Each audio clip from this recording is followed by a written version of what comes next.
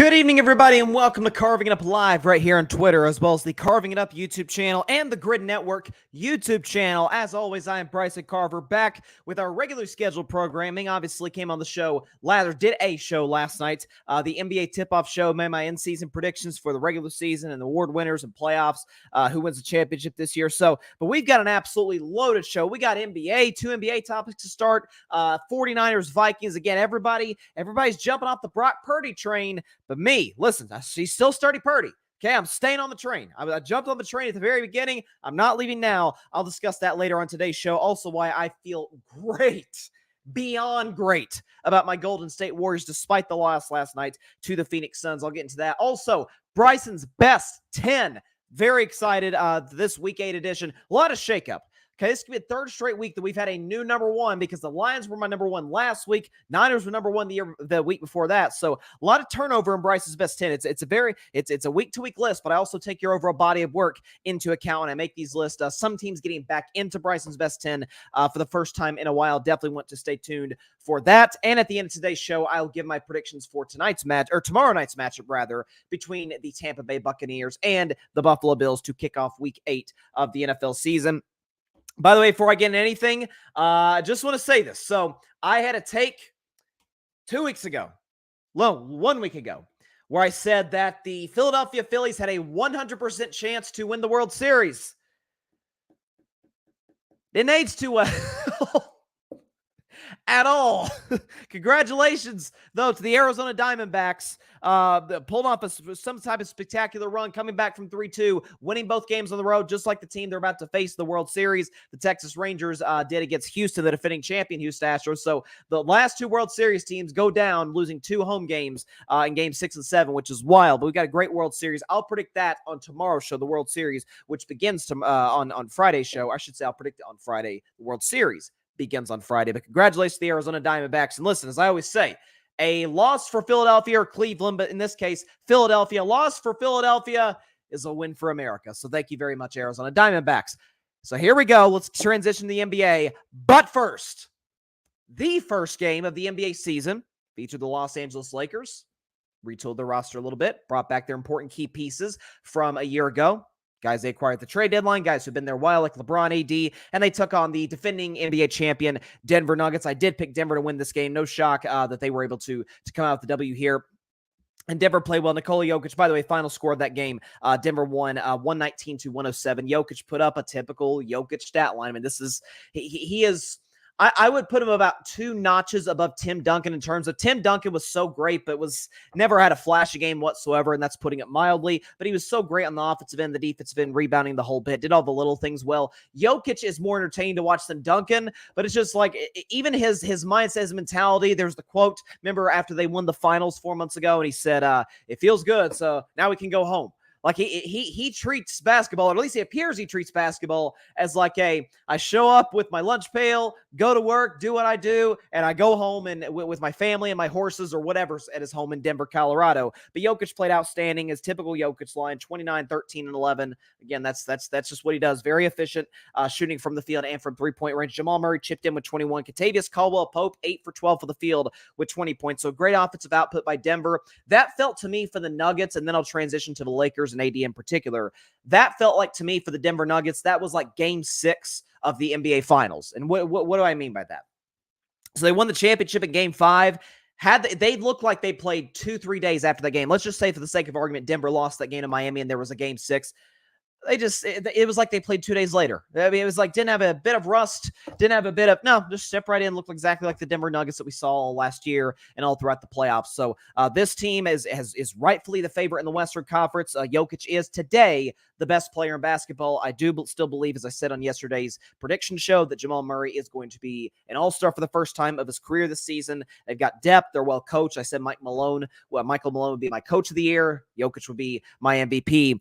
So I don't think anybody, even Lakers fans, were in the slightest bit shocked with what we saw for the Denver Nuggets last night. And they're, knock on wood, everybody stays healthy. That's going to be a team that's going to be right in the mix. And they have a very compelling case with the Celtics and the Bucks to be the best team in basketball.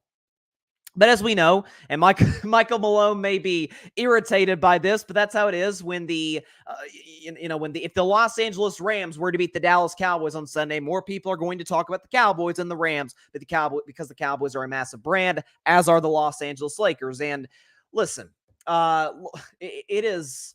I argued all offseason that LeBron was the Lakers' best player. Some of that is because he kind of has to be, given the inconsistency from Anthony Davis. More on that in just a moment. But LeBron, I thought, played pretty well last night. Went for 21, 8 and 5, had a plus minus, a +7. Only Laker in the starting lineup along with D'Angelo Russell, who I didn't think played particularly well at all. Lakers should not have brought him back. Should have brought Schroeder back. Neither here nor there. LeBron played well. Again, attacked the basket a lot, very similar to how he did at times in the Western Conference Finals. So LeBron's in year 21. There was Darvin Ham was talking about how they're going to limit LeBron to like 25 to 30 minutes, which I 1000% agree with. He's in year 21. If there's anybody who should be resting, taking a little bit time out of games, it's LeBron James. If there's anybody who's earned that, it is the king himself, who's in year 21 and is going to put up, I believe, another fantastic statistical season and have the Lakers in a position to compete for the Western Conference. But the story is Anthony Davis. And I remember, just a couple of months ago, being lectured by Lakers fans and NBA media, some NBA fans that aren't Laker fans. Oh, come on, Bryce, you're being too hard on AD. You had to extend him. No, you didn't. No, you didn't. He had a year left on this deal. He had another potential year after this to enter free agency in 2025. There's a strong possibility that LeBron James will not be a Laker after this season. I truly believe that, considering where Bronny may end up getting drafted. LeBron may leave after this year. LeBron may ask for a trade. And if Anthony Davis is the guy running your franchise, again, the only argument I could see, honest to God, for extending Anthony Davis, given his inconsistency, which we saw last night, was, well, if LeBron leaves, it doesn't work as with AD as the one, we've got a heck of a trade piece, and we can go into a rebuild, which the Lakers are one of those organizations where they don't want to be in a rebuild too long because the standard there is championships. We understand that. And you want to be the talk of Los Angeles, which they certainly are to this day right now. But again, Anthony Davis, I dubbed him during last year's playoffs. I said he is coin flip Davis. Like, what does that mean, Bryson? Well, it means one night he could be great. The other night, the next, he could be terrible. Like there's rarely an in-between on AD in terms of what he can give you from a productivity standpoint. And he was coin flip Davis. He was all over the place. As a matter of fact, first half, score 17, gets Nikola Jokic. You'll take that. You'll take that any day of the week. Defense was fine against opening night. You're trying to work yourself back into it. There's nothing wrong with that. And in the second half, he scored as many points as I did, and I was sitting on my couch. It's time for us to, not for me, I've always known who AD was. AD is a tremendously talented player who's not top 10 and hasn't been for about 3 years. Hasn't been since that Lakers title run in 2020. Ever since he got the bag, he's paid less attention to his body. He hasn't had as much to prove. It feels like a little bit of a Jordan Poole syndrome. Not quite as severe as Jordan, and certainly AD is a significantly better player than Jordan Poole. I don't want to assert that they're in the same class. No question about that. But it's sort of, okay, got the bag, got another bag, got a ring before that, before both of those lucrative paydays. I'm good. I cannot imagine being LeBron James and being in a situation where, like, I'm in year 21. I'm still really good. I'm still a top 5 player in all of basketball. And I would much rather be the 9th or 10th best player in the league and have this guy run the show because he has the talent to run the show. On his best nights, he can run the show. And he just doesn't have. Simply put, it really just is kind of this simple at times. He does not have the mentality. Not asking for him to be Michael Jordan or Kobe Bryant or one of these guys who are just these dogged, attack you at all costs type of players. But, man, just doesn't look engaged. Again, physically, we know his concerns are physically. Again, knock on wood for him, but he's going to deal with some injuries this year. This is why the Lakers should not have paid them this offseason. And who Anthony Davis is, I was thinking about this yesterday. I think he's Josh Allen. He's the Josh Allen of the NBA. Now, Josh Allen's a top 10 quarterback. Anthony Davis is not, objectively, not a top 10 player in the NBA. There are absolutely 10, maybe even 11 players that today I would take over him to build my franchise around. And even just in terms of who's the best players, both conversations, I believe that to be true. Josh Allen, I believe, is a top 10 quarterback. He's not top 3. He's not. Lamar Jackson, we've seen more consistency from him. We've seen a higher ceiling at times from Lamar Jackson. We've seen what Trevor Lawrence could do. I mean, he did literally just beat Josh Allen head-to-head and has been better than him over the last year. That's Josh's ceiling is unbelievable. But it's up and down and up and down. He's awesome. He's throwing 5 picks. Maybe not 5 picks, 3 picks, making bad decisions. Anthony Davis is not a decision-making thing because he's not a point guard, but it's a he's not engaged thing. And this is why I said that as good as this Lakers roster is, and again, I do believe them still to be a title contender. Because when LeBron's on, which he usually is, and on the nights every other night, coin flip Davis. Again, coin flip Davis. When he's on, he's almost unstoppable. Again, that is except when he's playing a historically great big man like Nikola Jokic, who we saw what Jokic did to him last year in the Western Conference Finals. After game 1, he ate AD's lunch. And that's the kind of player he is. It's time Lakers fans, it's time NBA fans. And frankly, I think it's time for the Lakers, and they made the mistake of paying him this offseason. Again, there was no rush. And you see what the Warriors are doing with Klay Thompson. Klay is not as good as Anthony Davis. That goes without saying, and I love Klay. But the Warriors are playing this Klay Thompson situation, I think, perfectly. Where they're saying, we'd love to keep you. You've been a part of the core for a long time. You are still a very productive player in this league. But a couple of years ago, you come out the injury. We'll give you a grace period there. You helped us win another championship. Last year, you had your moments. You led the league in 3-pointers, but you started the season terrible. You ended the season terrible, and you're simply not the same player that you used to be pre-injuries, which sucks for Klay, but that's the reality. We're going to wait. And by the way, Klay has 1 year left on his deal. AD essentially had 2. And the Lakers panicked and extended him. Why? Because it's overwhelmingly, since the late, great Dr. Jerry Buss passed, kind of a topsy-turvy front office, and that's being very kind. This feels like, to me, and I was watching that game last night, and not even just with Anthony Davis and his struggles of the second half. I'm sitting back and thinking, my God, LeBron James is in year 21, and his teams. Didn't we remember this back in his days in Cleveland and even at the end in Miami, where LeBron would be on the floor, they'd be controlling the game, playing well, he'd go to the bench, they'd absolutely crumble. It's like, oh my God, the Lakers are doing this too. Now it's one game. It is one game in October. And again, this is why I'm hearing, the Lakers, they can't contend. Yes, they can. They're absolutely one of the 3 best teams in the Western Conference. I still think they're better than Phoenix. I'm sorry. I still think they're better than Phoenix, better coach, better roster. Or not better coach, better roster, overall better depth. And I trust LeBron, frankly, more than Kevin Durant in playoff games. I'm not going to overreact to one game in that regard, but at least last night, albeit potentially playing the best team in the league, Bron goes to the bench, and everything goes downhill from there.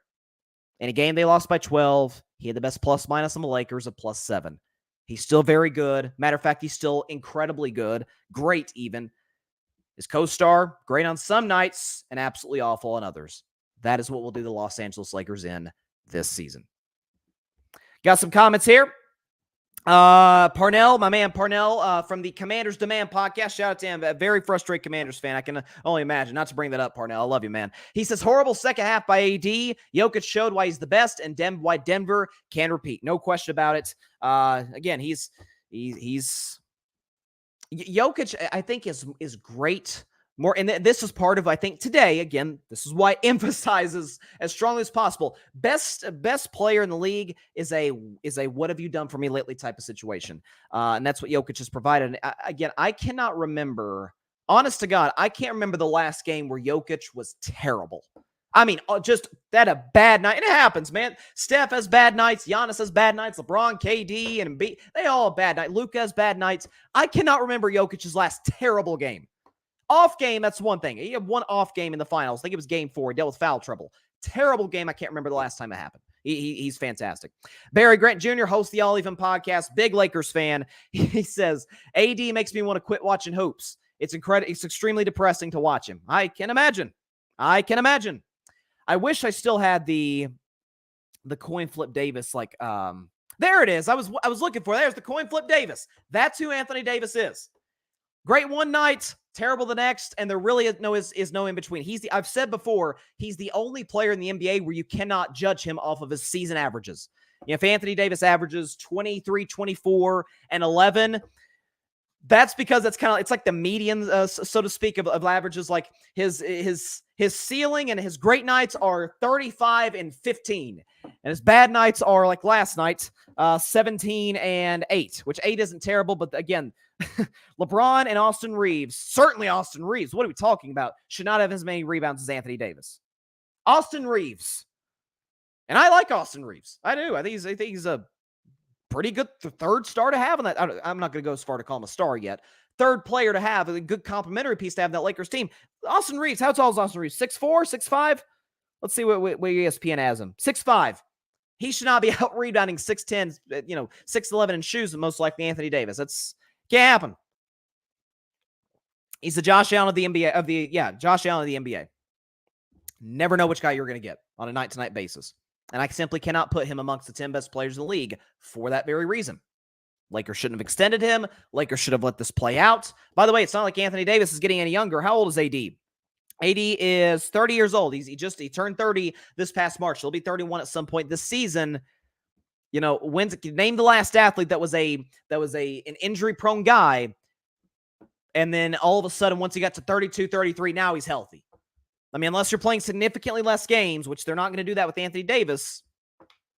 Yeah, it's bad.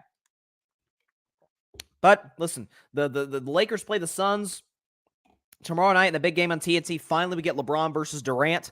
As long as KD doesn't twist his ankle, God forbid, knock on wood, in warmups the way he did that game last year when it was going to be a Suns debut against the Thunder, and he like as my guy Barry said, he tripped on air. Hopefully that didn't happen. We'll get LeBron versus KD finally for the first time in a half decade, which is hard to believe, but. I could see Anthony Davis against Yusuf Nurkic, who played well last night, by the way. About to get into my Warriors in just a second. I could see Anthony Davis going for 30 and 12, and the Lakers winning the game. And then the next night, I don't know who the Lakers play after that. He's up and down, up and down. He'll even string together good stretches of basketball, 3-4 weeks. And after 3-4 weeks, you're like, who's this guy? Man, this guy's committing highway robbery in the Lakers right now. And the fact that his salary and Giannis's are in the same category. Whew. Wow, that's not great. Not great. I mean, I heard more outrage about Jaylen Brown getting paid. And Jaylen Brown got the bag. He got the bag. Probably more than I would have loved to give him if I were a Celtics fan or front office executive. You know what I'm getting most nights from Jaylen Brown? AD's better, but I know what I'm getting from Jaylen Brown. Unbelievable. Let's move on, though, to the second game. Again, hats off to the NBA for putting together a great opening night schedule between the four best teams in the Western Conference, although I still kind of like Sacramento a little bit more than Phoenix, but that's neither here nor there. But let's talk about this game, though. Suns-Warriors. So the Suns beat my Warriors last night by a final score of 108-104. Both teams missing a key player. Suns missing Bradley Beal. Warriors missing Draymond Green. Both look to be back relatively soon from injury. So for Phoenix, then I'll transition to my Warriors. So listen, for Phoenix, Devin Booker put together a classic Devin Booker type game, dropped 32 on very efficient shooting. Had 8 assists, which I thought was impressive. 6 rebounds. Went through a little cold stretch. I mean, you can objectively say Booker was the best player on the floor last night. There was about a third quarter stretch where he got a little cold, missed some open shots, but overall, he made all the clutch plays down the stretch, whether it was playmaking, whether it was taking big shots and making them. You could tell if there was, I would say this game even more so than the Lakers-Nuggets game. This featured two teams, and you're like, man, you can tell it's opening night. Like both teams are unbelievably rusty, just missing wide open looks, missing defensive assignments. It was a very entertaining game. It wasn't exactly the most beautiful game at times, but ultimately the Suns came out with the W. KD's return to Golden State finally for the first time with fans. Fans, as I knew they would, because Dub Nation is awesome, gave him a great ovation. He acknowledged and gave the Dub Nation a shout out after the game. So it was very cool. He shared a moment with Kerr mid-game. So I thought it was nice. It was like it brought back good memories with KD and Golden State. KD struggled for most of the night, only 7 for 22, only took 2 3-pointers, but did have 11 rebounds, was relatively active on the defensive end, and obviously, as I just mentioned, on the glass. So good win for Phoenix. Again, I still don't buy them as one of the 3 best teams in the West. Haven't since before the season. I need to see it to believe it. For Golden State, though, I got to admit to y'all, honest to God, I'm sitting back and watch that game, and even when it's over, I'm like, doggone, I wish we'd have won that one. I woke up this morning. Sometimes you need to sleep in because it gives you, listen, when your team loses, you don't feel the best. You go to bed. I woke up this morning. I feel so much better about my Warriors before I did even coming into this season. I'm not going to lie to y'all. So first of all, can we just get this? Can we just get the elephant in the room out of the way? is Chris Paul, who, by the way, did not shoot well at all. Had it again, no Warriors shot well outside of Moses Moody. But Chris Paul, 4 for 15, 0 for 6 from 3-point range, scored 14 points on 15 shots. That's not great from an efficiency standpoint. He fits seamlessly. Again, that run in the third quarter, which the Warriors put together, that patented third quarter run, we've known them to be so grateful for such a long time. Chris Paul, Steph was in foul trouble the entire second half. May have missed a big chunk of the fourth quarter. Feel like the game kind of turned around at that point once Steph was off the floor. Not Steph. Chris Paul led the Warriors to a quarter in which they outscored Phoenix 40-19.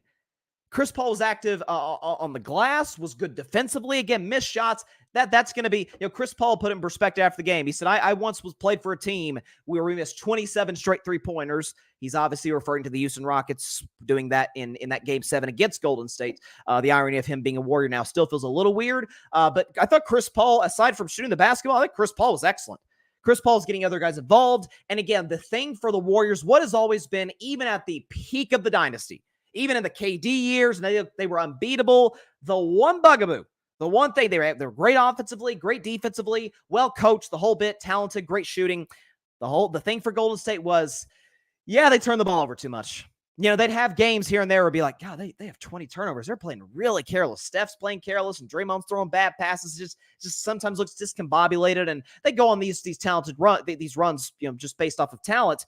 But Chris Paul steps in, and Steve Kerr kind of alluded to this during and after the game. Chris Paul comes in.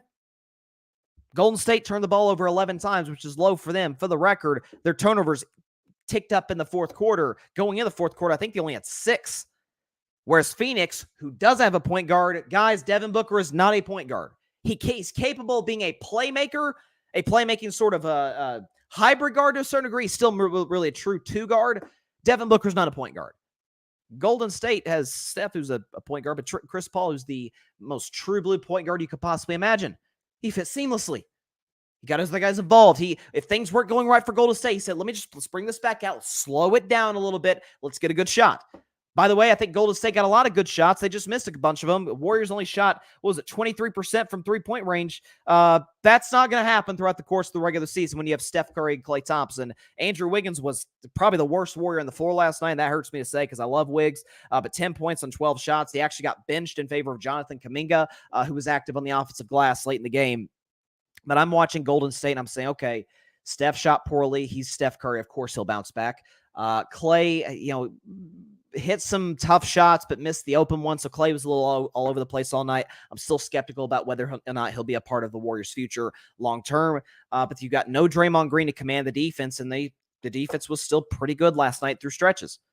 So I'm watching Golden State. The ball's moving as we typically are used to it being the case. Chris Paul fits seamlessly. Steph's making plays here and there, is exposing big man. Broke Eubanks' ankles that one time. It was beautiful. That drive to the basket with the right hand. I'm watching my Warriors last night. I'm sitting back and saying, okay, we're actually better than I thought we were. I'm not saying we're necessarily going to surpass the 51 wins that I have for us before the season. But once Draymond Green comes back, and there's word that he potentially may be back as soon as Friday's game against the Sacramento Kings, I feel great. By the way, one of the great things about what Golden State is doing is the fact that they've, some of this through the draft, some of this through trades last year, some of it through free agency and trades this year. My gosh, they're deep. You have guys like Dario Saric, who had a rough game, really struggling, under the rim. That's always been kind of a bugaboo of his, so that's something they're just going to have to deal with. Jonathan Kuminga, I thought, played well last night. Moses Moody gave a great spark off the bench. Gary Payton being active on the defensive end. You have some guys who, Corey Joseph wasn't great. I don't know if Corey Joseph is going to be a part of this team's future this season, but that's neither here nor there. But again, you have defensive specialists, you have shooters, and again, the whole, they don't have size. Phoenix bullied them on the boards. Phoenix dominated Golden State on the offensive glass and then on the boards in total. Again, this is something I've said about Golden State since the title run in 2022, where I remember going into a bunch of those series, particularly against the Memphis Grizzlies and then the finals against the Boston Celtics. Boston or Memphis is just bigger than Golden State. Well, just because you're bigger does not mean you can't. You're necessarily going to lose the battle on the backboards. Andrew Wiggins had 1 rebound last night. This is a guy who in the finals of just a year and a half ago, and Andrew Wiggins is right in the prime of his career. This is a guy who is grabbing 13, 14, 15 rebounds a game. Some of it's just pursuing the glass. Some of this is using your quickness to your advantage and getting a good positioning. Obviously, a coach could detail that much better than I could, but some of that is just fundamentals by Golden State. They'll fix that because they're well coached. There's plenty of games in the playoffs the last couple of years where they play bigger teams and still won the rebound battle. So Looney's going to be able to do that. Sarge can be able to do that. Wiggins, Gary Payton's actually a good rebounder for his size. So is Steph. So that's going to be something for Golden State that they correct. Obviously, Draymond is an excellent rebounder for his size as well. So, yeah, I think Golden State's going to be fine. I mean, I heard Charles Barkley, and I love Chuck. Chuck's the man. Love Charles Barkley. Everybody does. Who doesn't? But Chuck said at halftime, I think, he said, the Warriors are the 14th best team in California. That's my best Chuck impression. With all due respect, Chuck, that's on your list of bad takes. That's down there, buddy. That is... We're splitting hairs with Lakers Warriors, so we can argue one way or the other who's better. I'd absolutely favor the Warriors because I don't trust Anthony Davis whatsoever. But if you want to take the Lakers, I respect that. They did, after all, beat Golden State last year, so I respect that. Sacramento literally lost to Golden State last year when the Warriors had a fractured locker room, and Sacramento had home court advantage and still lost 2 home games.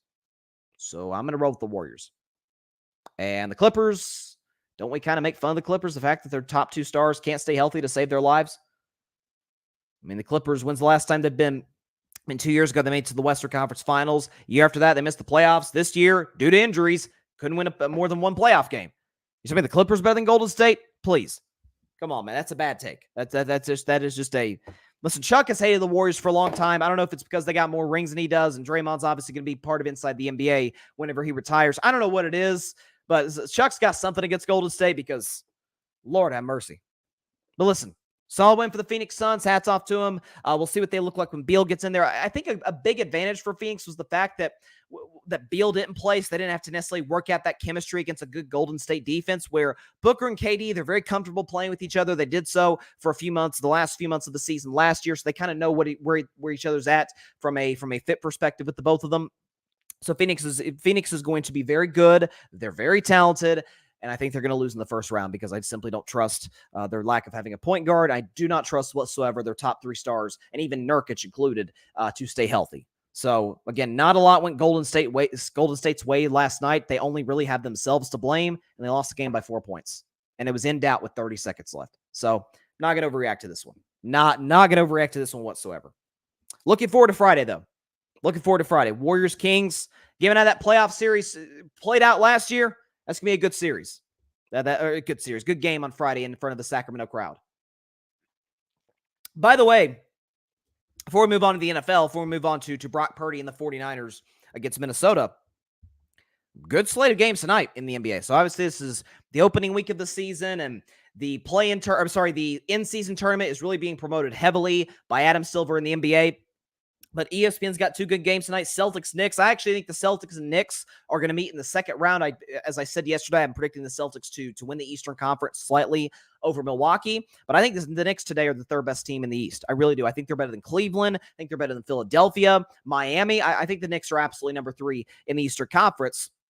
And I said that I think they'd face Boston in the semifinals, and Boston would win in a hard-fought 7-game series. I love Jalen Brunson. They're well coached. They've got good depth. The report yesterday that said that they offered Philadelphia a package of like R.J. Barrett, Julius Mitchell Robinson. I'm like, no. Don't do that. If you want to go after Embiid, wait a little bit until he's eventually hits free agency. I'm not sure when that's going to be, but go after him then, because then at that point it'll be Brunson, Embiid, and a bunch of nothing, and you'll be a first or second round exit at best.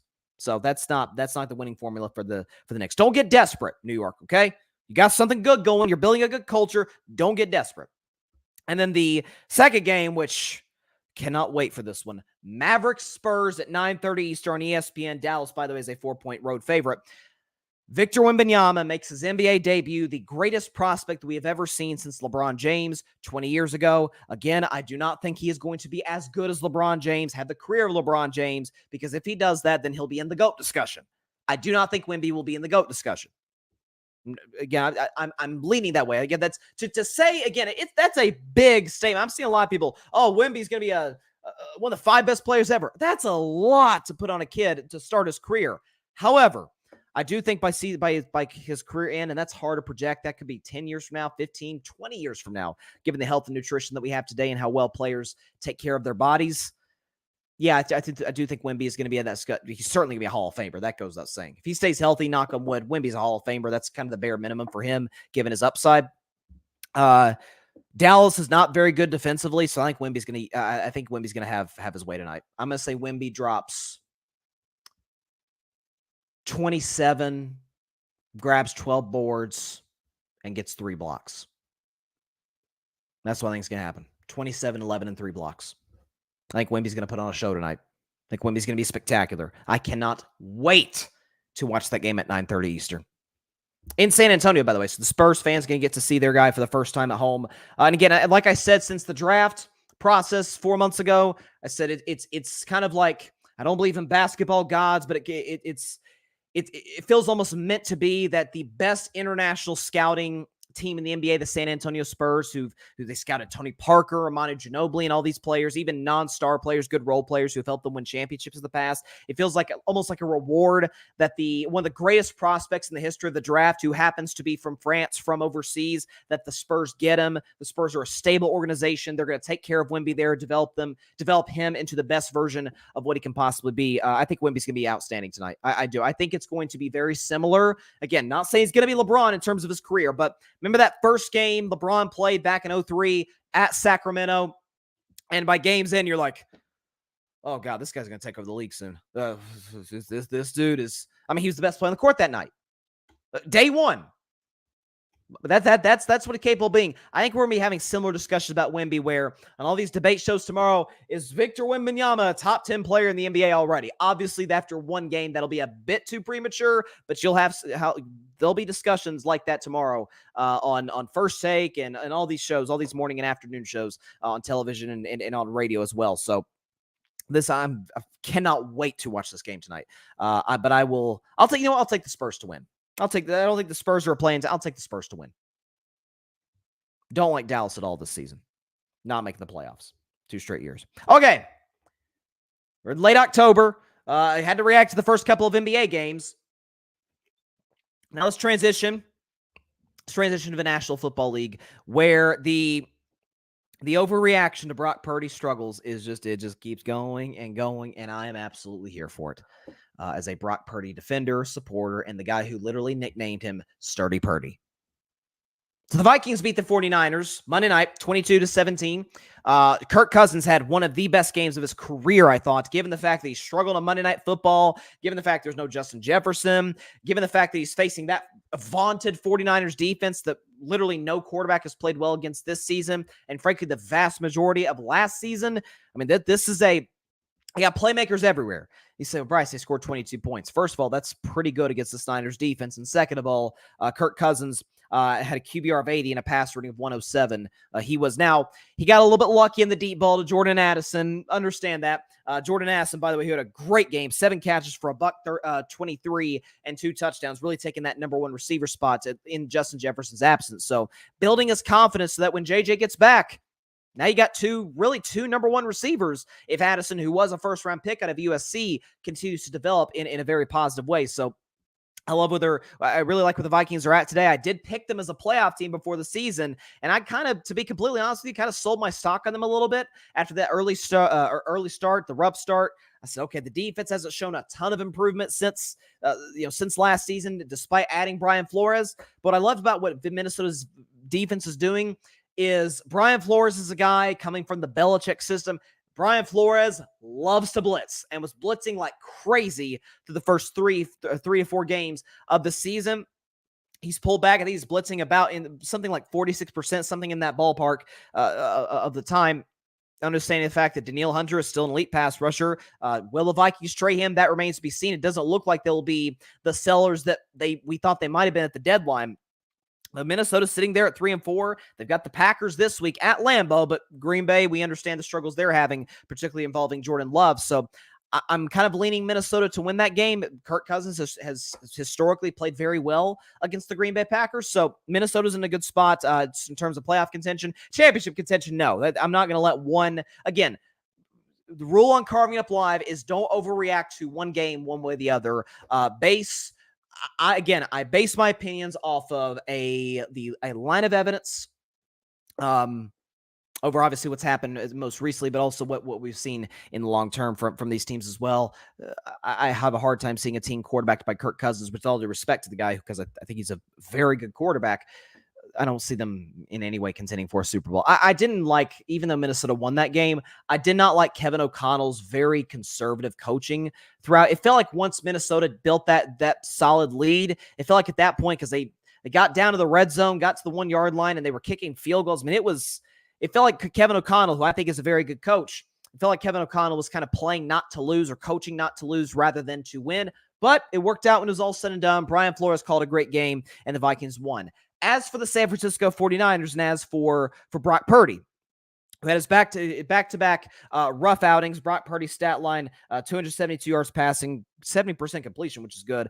Only 1 touchdown and 2 picks. The second one really bad. QBR 63, pass rating of 81. So he was certainly below his standard, at least the standard they set in his first 10 regular season starts up to this point. But again, I say today what I said last week.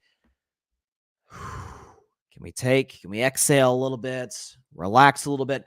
First of all, and I'm not going to blame the reaction to Brock Purdy's down outing, the reaction to all these shows yesterday. I'm not going to be brutal on the people who's criticized him, because we found out just today, that Brock Purdy's in concussion protocol and is probably not going to start on Sunday against the Cincinnati Bengals, and it's going to be Sam Darnold. So for Brock Purdy, I guess at some point in the game, he had to have been playing with a concussion. So he's battling that. Again, he's battling the fact that, again, this is a Brian Flores coach defense that has clearly gotten it right in the second half of the season, or at the end of the first half of the season. Brian Flores, one of the better defensive coaches in the NFL. Again, this sort of teaches me the lesson. I think teaches us all the lesson that don't have too strong of an opinion about a particular unit with a new coach until we see it for about a half season, for, in this case, the Vikings, the first 7 games of the year. Minnesota's defense looks good. The pass rush is good, just rushing 4 against a good San Francisco O-line. But let me ask you this question. And this is where it gets me right now on Brock Purdy on this week's edition. I meant to say carving up the context. For some reason I put it in the description that it was for the Warriors. I meant to actually say that the carving up the context this week's edition rather was about Brock Purdy. So time for carving up the context. Here we go.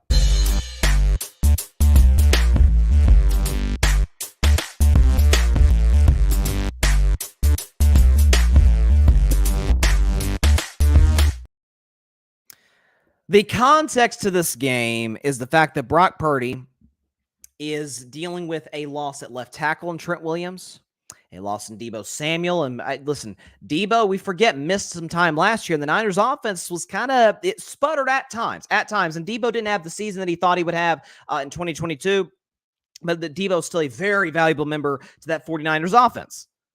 And you say, oh, Bryce, you're making excuses for Purdy. Okay, let's take the Mahomeses and the Burrows and the Lawrence, top of the league. Let's put those guys aside. If we think about who's in Brock Purdy's category as a quarterback, if we think about Jared Goff, if we think about somebody like a Kirk Cousins, again, who played it very well on Monday night. If guys like that are missing, one of the greatest left tackles of all time, it's an excellent pass rush, missing their number one receiver and number one gadget guy to a certain degree in Deebo Samuel on the road, wouldn't we give them a little bit of grace? Sure, criticize them for not playing well, yes, but some context, again, does need to be provided. And this notion that, his numbers are very similar to what Jimmy Garoppolo was when he was in San Francisco. Again, context matters, folks. Numbers certainly do not lie. They do not lie, but they don't always provide the proper context that needs to be provided to them. By every analytic possible, by every bit of film you could possibly watch on Brock Purdy, can you not see the fact that Kyle Shanahan trusts him significantly more than he trusted Jimmy Garoppolo to take shots down the field? Again, throwing picks is going to happen when you take shots. By the way, that's what drove me crazy about Derek Carr on Thursday night. Like, dude, stop dinking and dunking. As talented as Alvin Kamara is, he should not have 12 catches. He should not have double-digit catches. Those should be going to Michael Thomas, Chris Olave when he's not getting in trouble off of the field. Guys like that. Get the ball to those playmakers. Stop taking just these little dink and dunk. That's not going to win you winning football games at the highest level if you want to go anywhere in this league. Brock Purdy understands, and Kyle Shanahan understands that he's got a guy who can hit the accurate balls down the field. We've seen him do it time and time again. We saw him do it against that vaunted Cowboys defense. We saw him do it against the New York Giants, whose defense has kind of found its way to a certain degree. Saw him do it against them. Saw him do it against the Pittsburgh Steelers. Teams struggle to break 20 against them. Brock Purdy said, I'm going to cut. I'm going to do you one better. Scored 30 on this defense. On a defense that had T.J. Watt, a defense that had Minkah Fitzpatrick and Alex Highsmith, all these playmakers for my Steelers. It didn't matter for Brock Purdy. He was still making the throws in and outside the pocket. He missed some throws. It's the weirdest. I think people really struggle with this idea that Mr. Irrelevant, which Brock Purdy being the last pick in the 2022 NFL draft, that he can somehow be good to really good to quarterback for a Super Bowl contending and potentially, who knows, Super Bowl winning team. I think it's something we struggle with, not we, but people at the time struggle with Brady. Like, guys, pick 199, like he shouldn't be this good. It has to be the system. It has to be Belichick. And you heard it would obviously that narrative really quieted down throughout the course of Brady's career. But you even heard when Brady left New England and went to Tampa Bay, you heard, okay, yeah, now Tom's going to get exposed as a system quarterback and Belichick's going to flourish. And of course, any smart football person knew at that time. And if it was found out pretty quickly that was not the case at all. Matter of fact, it was vice versa, that it was Tom who was carrying Belichick all this time. I'm not in any way implying that it's Brock carrying Shanahan, because Shanahan, I think, is one of the 3 or 4 best offensive minds in the sport, probably top 3, along with Andy Reid, Sean McVay's in that discussion as well. Like that, he's in that class. He is a fantastic coach. But we struggle with this idea that a late round pick, for the record, I think it's why we still, if a guy is struggling and he was a top 5 pick, top 10 pick, the excuse train for guys like Carson Wentz just kept going on and on. It's like, guys, he's missing easy reads. He's throwing interceptions. We're like, bro, what were you trying to do there? Again, Brock Purdy's last pick at the end. Guys, there's under a minute left. They're trying to go down the field. No timeouts, win the game. Those happen. Yes, Brock Purdy did not play amazing. You're not going to every start. And by the way, Sam Darnold, who I think is a very good backup. See how he looks against the Cincinnati Bengals. Let's see, because again, I think he's a good backup.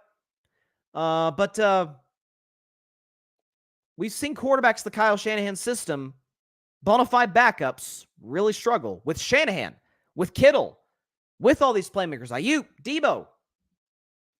Like this kind of context, this kind of stuff matters. So let's see, what's the line for this game? Because it's San Francisco minus 3.5. So they have it as about a field goal game, and the Niners are the home team, so they think these teams are pretty evenly matched with no Brock Purdy.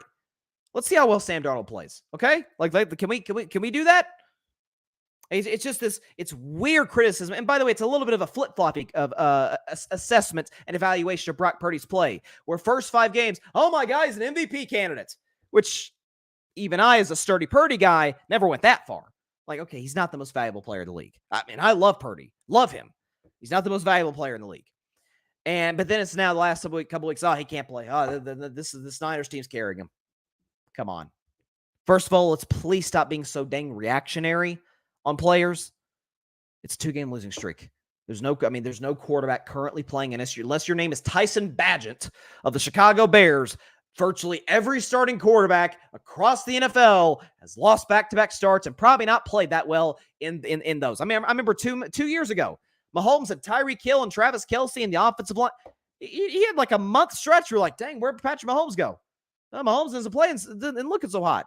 And Mahomes is certainly a better quarterback than Brock Purdy. He's has the potential to be one of the greatest ever. I think he's already the 4th best ever. But even the best have these stretches where like, okay, they got to work out the kinks a little bit. Brock's going to be fine.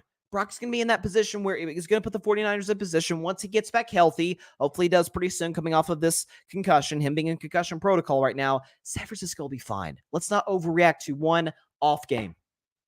or 2 off games rather. I don't the coverage of Brock Purdy is starting to remind me a little bit of the Dak Prescott coverage. I got to be honest with y'all, where it's of course the only difference in that is when Dak plays well, crickets. When he plays bad, everybody loses their minds. Brock, people go crazy when he plays well. People go crazy when he plays bad. So maybe that's like a badge of honor. I'm not sure.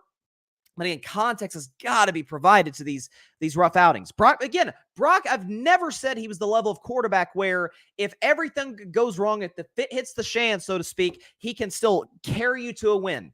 I said, let me put the graphic up real quick because, again, context matters. It does in these discussions in terms of the tiers of quarterbacks and how we view them in terms of how far they can take your teams. Where is it? Where I said my blank check guys in the NFL. Blank check quarterbacks in the NFL. Okay, I'm loading the graphic right now. The 8 best quarterbacks in the league in terms of I can trust them. I've seen them when stuff isn't going their way and they're missing players or their defense isn't backing them up or their coaching isn't giving them a break necessarily or all the above at times. These to me are the 8 quarterbacks in all of football that I'm like, I've seen them carry guys. That's why I call them blank check guys, because I say whatever the quarterback market is, I'm fine paying you whatever you want. For the podcast audience, Mahomes, Burrow, Lawrence, Hurts, Lamar, Dak, Herbert, Allen. Those 8. Brock is not in that discussion. But just because he's not does not make him a bum. I don't think Jared Goff's in that discussion. I love Jared Goff. I bought back into Jared Goff stock a year ago. So it's the coverage around this guy is odd at best. It's really weird. So for this week's edition of Carving Up the Context, man, y'all got to relax on the Brock Purdy stuff. Come on. Let's see how good they look with Sam Darnold. And by the way, I was a big Sam. I thought Sam was the best quarterback in the 2018. Sorry, I thought Sam was the second best quarterback in the 2018 draft. I didn't have a show at the time, but I remember saying I think Josh Allen's going to be the best. Thus far, I think Lamar's been the best, but Josh has certainly validated where the Bills have drafted him. But I thought Sam Darnold would be that second best guy, and that has obviously not panned out. He's on his 3rd team. Certainly is in the best situation. I was talking to a buddy of mine here at the Grid, Eric, who's the co-host of the Outside the Cage podcast. Please go check their stuff out in the Grid. They just did a show last night. Did great stuff. It's an MMA show. Do great stuff. But I was talking to Eric about this, and he had a take about Sam Darnold a couple weeks ago on the 8 o'clock spot. And, saying like, hey, I think this guy can succeed in this offense. Well, we'll see. A lot of quarterbacks are able to succeed in this offense, but doubt Sam's as good as Purdy. Especially, by the way, against that Bengals defense, which is underrated. Speaking of rankings, speaking of overrated, underrated, properly rated, listen, there's no better way to rank. There's no more accurate, objective list ranking teams in the NFL than Bryson's best 10. So let's get the background music going on right now. Bryson's best 10. Here we go for this week. Week 8, Bryson's best 10. And today, the 10th best team in the NFL is the Cincinnati Bengals, and here is why. So Cincinnati drops a spot from a week ago. That's because somebody else jumped them last week, or this past week. Cincinnati's the 10th best team in the NFL. Here's why. Obviously, they didn't play in week 7, but Joe Burrow is as healthy as he has ever been all season long. We saw that in the last couple of games going into the bye after that 1-3 start for Cincinnati. Played great against Arizona, albeit it is Arizona. Played fine against Seattle, looked more comfortable. Again, that's the big thing for Cincinnati. They cannot be a contender if Joe Burrow's not healthy and ready to go. He gets a full 2 weeks before the 49ers game, and that's going to be a tough test given his offensive line against that Niners defensive line. That could be a little bit of a matchup problem for Cincinnati, but he feels good. He said he's not, you're seeing him on the sideline, he's not limping around. They're going to get T. Higgins back soon healthy to help. I mean, Jamar Chase was getting a crap ton of the targets in Cincinnati, so you're getting T. Higgins there to draw a little bit of the attention away from Jamar Chase. Joe Mixon is still a factor in the backfield. I'm telling y'all, this defense, they got outgained by Seattle 2 weeks ago in that game in Cincinnati, but this is a defense that's capable of holding some of the better offenses in football to under 20 points a game. That's the best defense in the brief Joe Burrow era thus far. I love their pass rush, love their linebacking core, and frankly, the secondary's been better than I thought it'd be. So Cincinnati today, the 10th best team in the National Football League. Down a spot from last week, down 4 spots from last week. The Miami Dolphins are the 9th best team in the National Football League, and here's why. So Miami is sort of in a spot where They're really good at playing their game. They're not great at playing yours. And that's, to me, what separates Miami from the upper echelon of the NFL. Your San Franciscos, your Kansas Cities, your Baltimores, your the top tier teams in the NFL. And Miami is still excellent. Don't just sell your Miami stock. Don't get rid of it. Tua's still having a fantastic season, as is Tyreek Hill, as is Jalen Waddle. Again, listen, they needed that loss on Sunday night, I think, against Philadelphia, where they just kind of got punched in the mouth on national television in front of the whole country. This is a team that's still capable of going toe-to-toe against any of the best offenses in the NFL that can go in a shootout. They can play Big 12 football. Question is, can they play physical SEC Big 10 football? I think so. I like their offensive line. I really like Raheem Mostert. I think they have the personnel to do it. I think they have the coaching to do it with Mike McDaniel. The question is, can they put it all together? The defense is still a massive question for me, but the good news is they'll get Jalen Ramsey back soon, coming off of an injury, as well as Xavier Rhodes, so they'll be in a good spot. Xavier Howard, I'm sorry, not Xavier Rhodes. Xavier Howard will be coming back from an injury as well, so I still like where Miami is right now. At number 8, my team, back in Bryson's best 10, the Pittsburgh Steelers are the 8th best team in the National Football League, and here's why. So Pittsburgh was out of it for the last couple of weeks. I didn't even put them in, even though they were 3-2 and they beat Baltimore. Fact of the matter is that Kenny Pickett, I know people don't like Kenny Pickett. Oh my God, his numbers aren't Patrick Mahomes or aren't Lamar Jackson. But here's the thing about Kenny Pickett, and you got to realize this. And I've been saying this for a while. I said it last year when they beat the Ravens on a game-winning drive.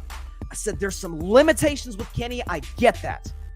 Man, this dude plays big in the fourth quarter. And that's the qualities of a guy who, if he hits his ceiling, can be a franchise quarterback, especially given the stable organization he's in now. You consider the fact that Pittsburgh last season, they were 2-6. We're thinking, Tomlin's going to have his first losing season, rookie quarterback, rebuilding roster. And after they came out of the bye, they went, 7-2. So they played great. The defense was playing great coming out of the bye week. Kenny Pickett got more comfortable. Is Matt Canada, has he evolved a little bit? I don't think he's exactly going to be put in the same conversation as Ben Johnson in Detroit, but he relied on the run more. Jalen Warren got going. They got him the ball, and they got Kenny Pickett outside the pocket.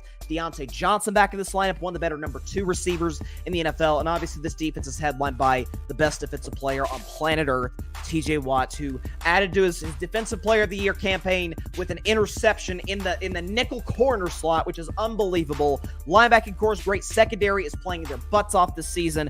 Mike Tomlin is one of the 5 best coaches in all of football. Love where my Steelers are at right now. Tough test against Jacksonville next week, but great spot. Big time win over the Rams. The Steelers are the 8th best team in the NFL. So I follow my number 8 team, my team, with my quarterback, my favorite quarterback. Number 7 is the Dallas Cowboys. The Cowboys, the 7th best team in the National Football League. Dallas down a spot from last week simply because they got jumped by somebody else.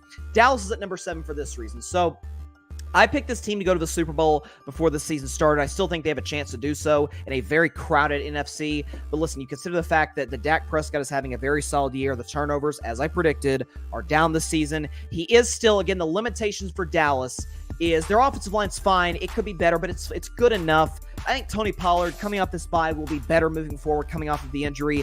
Think about this, folks. Dak Prescott, 81% of his throws go to CeeDee Lamb. So Dallas, I think, at this trade deadline, and Jerry's talked about, they don't think they're going to be that active at the trade deadline. Well, they should be for a wide receiver, whether it's going out and getting a Hollywood Brown from Arizona, whether it's going out and getting like a Hunter Renfrow from the Vegas Raiders. I'm hearing people suggest Saquon Barkley or Derrick Henry. That's not going to put Dallas closer than a wide receiver would to contending for a Super Bowl. That said, I think I and everybody loves this defense. Micah Parsons, again, a little inconsistent at times, but when Micah's on, he's one of the 2 best defensive players in all football, probably 3. I'll put him behind Myles Garrett, and obviously TJ Watt as well. I don't think the secondary is going to be in a bad spot. Deron Bland has slotted into that number 2 corner spot much better than I initially thought he would be, and Stephon Gilmore still an elite number 1 corner in this league. Linebacking course good enough. Pass rush is excellent. I have questions about the coaching, questions about the wide receivers. Other than that, I really like Dallas, and I trust Dak to lead this team to a deep playoff run. At number 6, it is the Jacksonville Jaguars, up a spot from last week. So Jacksonville right now, how about this, 2nd longest winning streak in the NFL? We're not talking about it, but Jacksonville has some impressive wins on their resume, right? They beat Buffalo, who everybody loves. Buffalo's the darling of the NFL every year. Well, they beat Buffalo in London. Their 2nd straight game they had to play in London and still beat Buffalo on a neutral site field in what was really a Bills home game.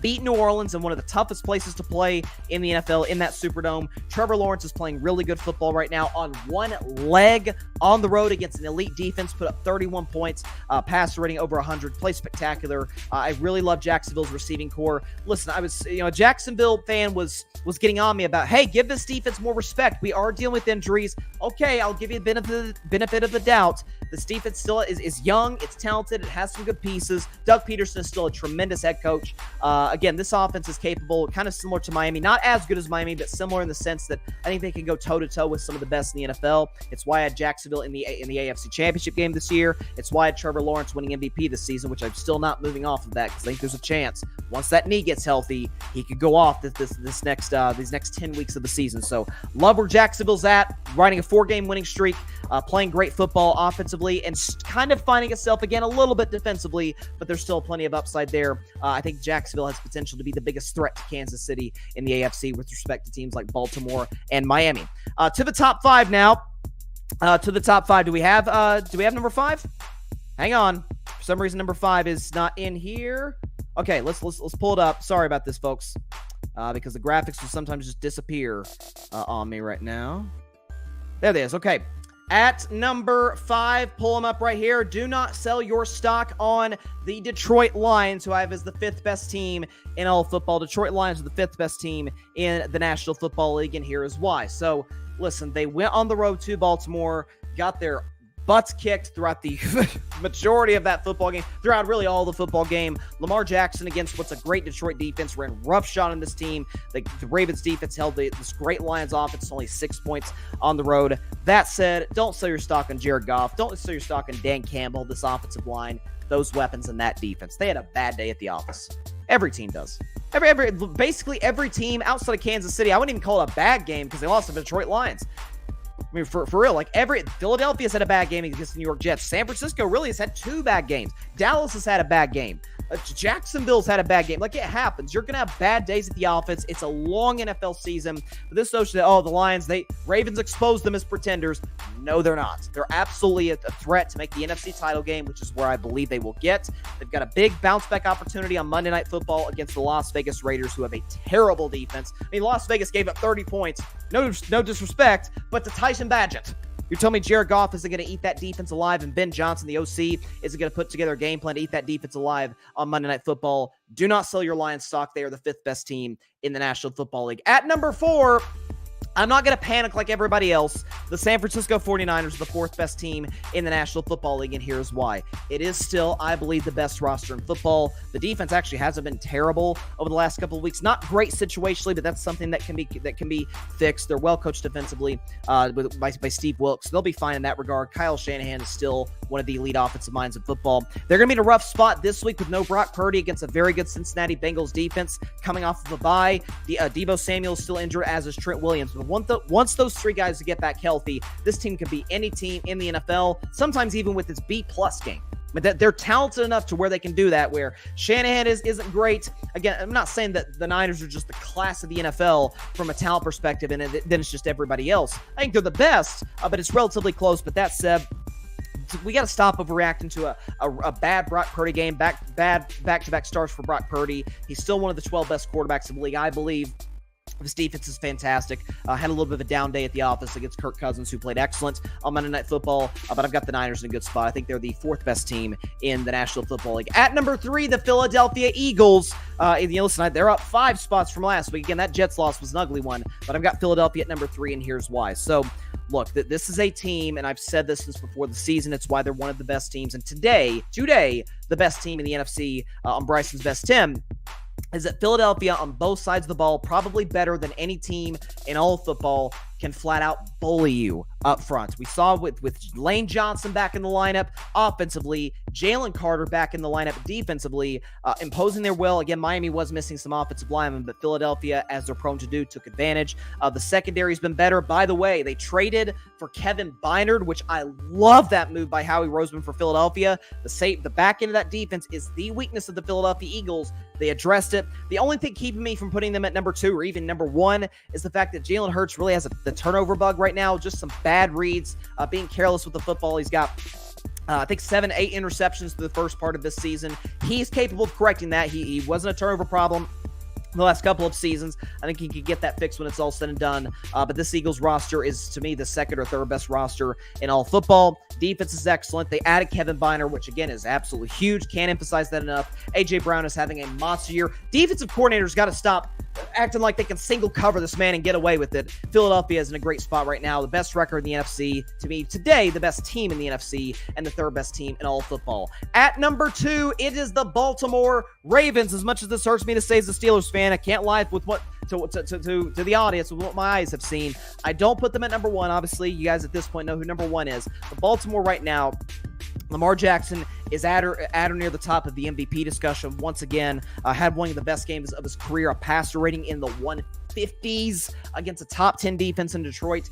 4 touchdowns in total. We know the threat he is with his legs. We have got to start respecting Lamar Jackson and what he can do with his arm from the pocket, even making throws outside the pocket. Now that he's got some actual NFL receivers, Odell Beckham Jr. and Zay Flowers. He already had Mark Andrews. Yeah, no duh. Of course he's having the best year of his career thus far as a passer in this league. This Ravens defense, I thought it was going to be good coming into the season. It looks elite. Okay, you have Patrick Queen playing outstanding, Roquan Smith, this Ravens secondary, Marlon Humphrey. They've been really good. They're well coached with John Harbaugh.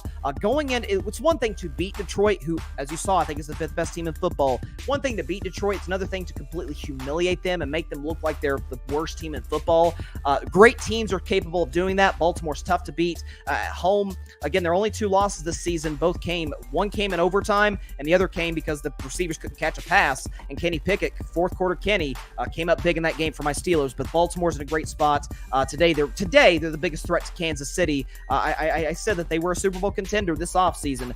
Love this roster. I think it's top 5 in all football, and Lamar is playing absolutely fantastic and out of his mind right now. Ravens are the second best team in the NFL, and that, of course, leads my original number 1 team coming into the season, the Kansas City Chiefs, and here is why. So Kansas City through the first 7 games of the season, right? They were this defense has yet to give up over 20 points this season. You say, well, Detroit scored 21. Again, 7 of those came off a Brian Branch pick 6 off Patrick Mahomes. So technically the defense gave up 14 points. The pass rush has been excellent. The secondary has been outstanding. Being able to do what they did against the Chargers in the second half of that game, making Justin Herbert look relatively pedestrian. Kellen Moore calling plays will kind of help you in that regard. But again, that was a desperation type of game for the Los Angeles Chargers, coming out for a tough loss to Dallas. Going on the road to Arrowhead, Justin Herbert tends to play well at Arrowhead. But this Chiefs offense, I said it last week or the week before when they won that ugly game against the Broncos, 19-8, wasn't aesthetically pleasing as some might like on the Thursday night at Arrowhead Stadium. But I said, folks, Kansas City is bored. Okay, these are the games, these Chargers games, these Bills games, Bengals games, these games against elite quarterbacks, these are the games they wake up for. This is the games Patrick Mahomes wakes up for. Travis Kelce wakes up for every game that Taylor Swift's there, obviously. He's trying to impress the most famous woman on planet Earth right now, okay? So props to him. He played incredible, over 170 yards receiving against the Chargers on Sunday. This Chiefs offense has found its rhythm. But, by the way, don't forget about Isaiah Pacheco, how well he can run the football, and this offensive line is amongst one of the best in the NFL. So the Kansas City Chiefs, to me today, are the best team in the National Football League. And that is Bryce's best 10 going into Week 8. So, look, I didn't have Buffalo. Let's see, 2 weeks ago, I had Buffalo at number 10 after the loss to Jacksonville. I'm like, yep, can't trust them. Can't trust them to win the big one. So they suffered injuries to their defense, and I don't trust Buffalo's offensive line. And I think, too, the fact that, last week they beat the Giants, and everybody's still at Buffalo, like kind of like 8-9. I said, no. There's certain wins. Every win's great in the NFL. But against Tyrod Taylor at home to barely survive.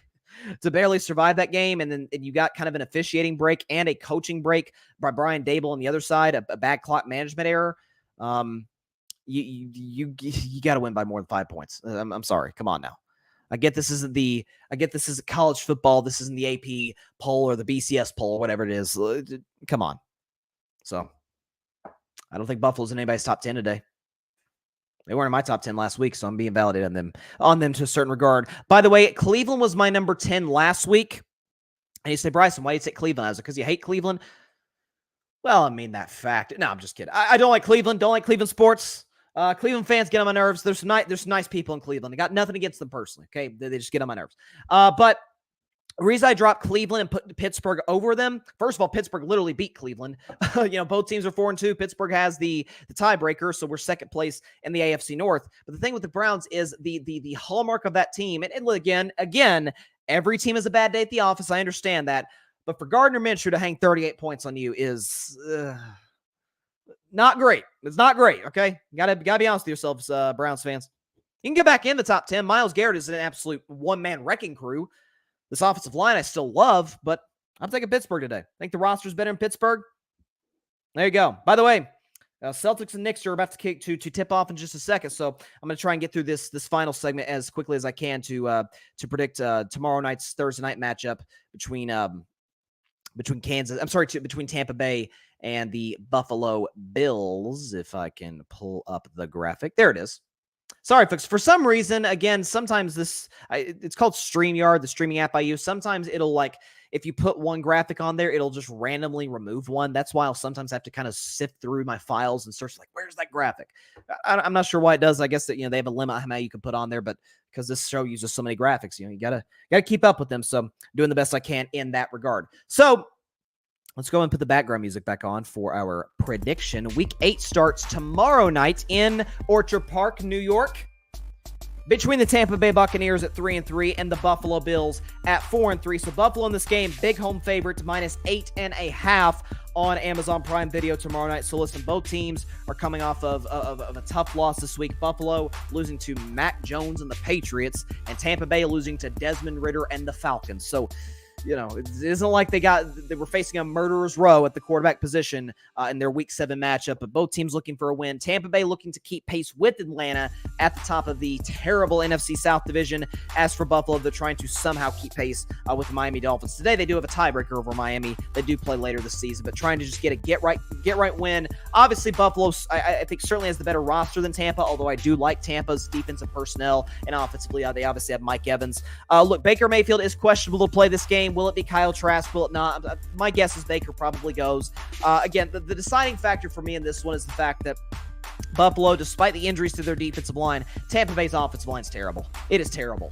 It was terrible last year with Brady. It's bad this year with Baker Mayfield. And I'm not even a Baker guy, but I can't be too hard on a guy who's kind of an immobile guy in the pocket to a certain extent. It's okay in the pocket. He's not Mac Jones back there, but if he's comfortable enough, he can make the throws if given a clean pocket, as we saw all those years in Cleveland.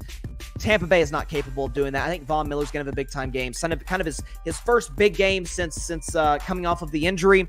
And the thing with Buffalo is I know it's -8.5. Seeing some people taking the Tampa Bay in the points, you take Buffalo, okay? Because the fact of the matter is, Buffalo is that team. They're up and down, up and down. We should call them, I call Anthony Davis Coin Flip Davis. We should call them the Coin Flip Buffalo Bills, okay? Maybe I have to come up with a better nickname for them, but we should call them the Coin Flip Buffalo Bills because of the simple fact that you don't know what you're going to get from a week-to-week basis. It's 50-50. They could look like the best team in the league one week, hang 40 on you, and give up 15.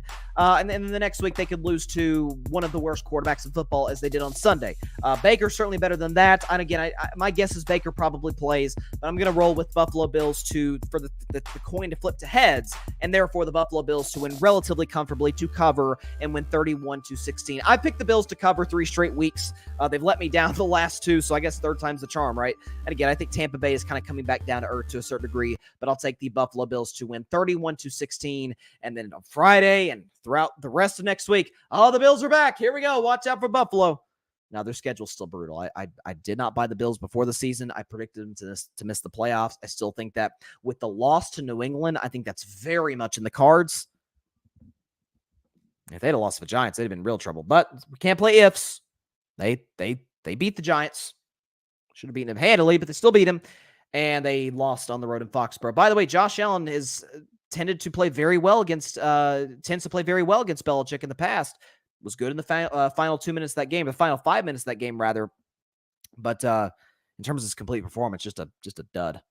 But I think against this Tampa Bay defense, as good as it is, I think Josh Allen's going to ball out. Stephon Diggs going to ball out, and everybody's going to overreact on the Bills once again. Nevertheless, it'll be an interesting game.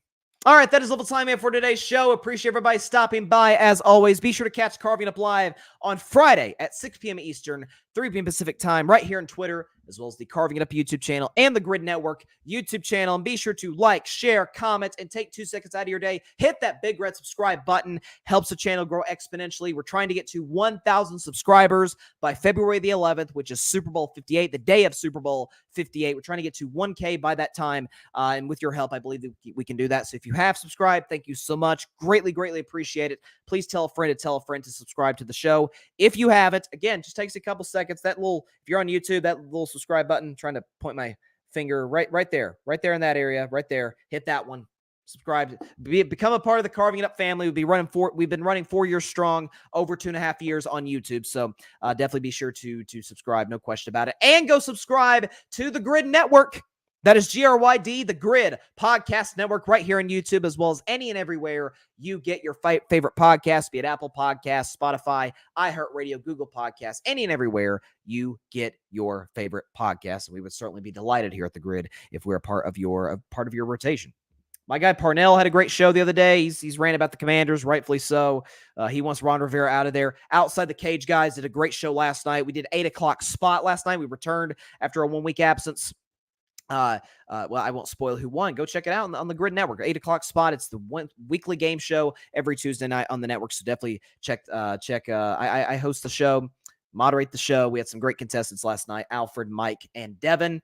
So definitely be sure to tune into that last week and every Tuesday at 8 p.m. Eastern, 5 p.m. Pacific. See y'all on Friday. We got World Series starts on Friday. React to Bills Buccaneers on Friday. It's a great week of sports. It's the best month of the sports calendar. Love October. NBA season's upon us. Warriors are in a better shape than I thought, despite the loss. Chris Paul fits perfectly. The Lakers have an Anthony Davis problem, and Victor Wembanyama tonight, mark my words, folks, is going for 27, 27, 11, and 3 blocks. No, you know what? No, let me update that. Victor Wembanyama goes for 27 points, 13 rebounds, 4 blocks. Guarantee it. React to that game on Friday. See y'all then. Stay safe out there. Please be sure to take care of your physical as well as your mental health. And please, please, please be sure to contact your local state representatives and senators to demand change for gun violence here in America. Got to fix this problem. Great weekend of sports. Great week of sports in general. Great month of sports. I love October. See y'all on Friday. Got a loaded show. NFL picks. Cannot wait. See y'all then. God bless you all. Peace out.